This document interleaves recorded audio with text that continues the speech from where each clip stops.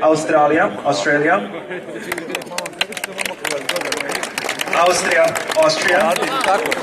Belgija, Belgium, Bugarska, Bulgaria, Brazil, Hrvatska, Croatia, Češka Republika, the Czech Republic,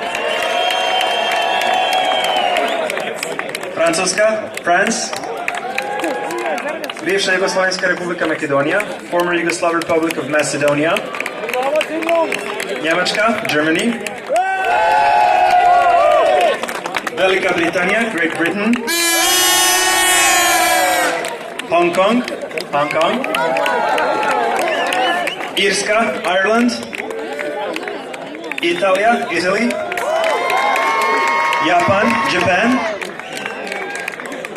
Crna Gora, Montenegro, Hollandia, Netherlands, Nigeria,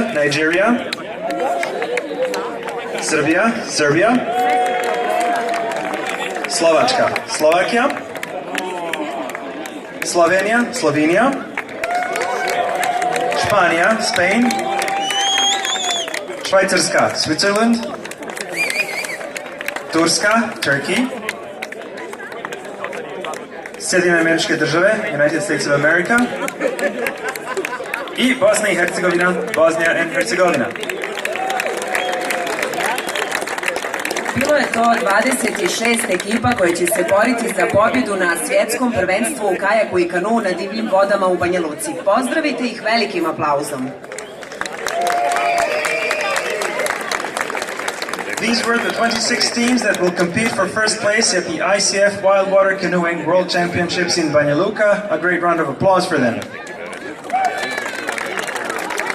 A svjetsko prvenstvo u kajaku i kanu stiglo je u Banja Luku zahvaljujući prije svega dobroj organizaciji prethodnih takmičenja, ali i podršci predsjednika Republike Srpske, Vlade Republike Srpske te Ministarstvu porodice, omladine i sporta, Ministarstva trgovine i turizma, grada Banja Luka i Ministarstva civilnih poslova Bosne i Hercegovine.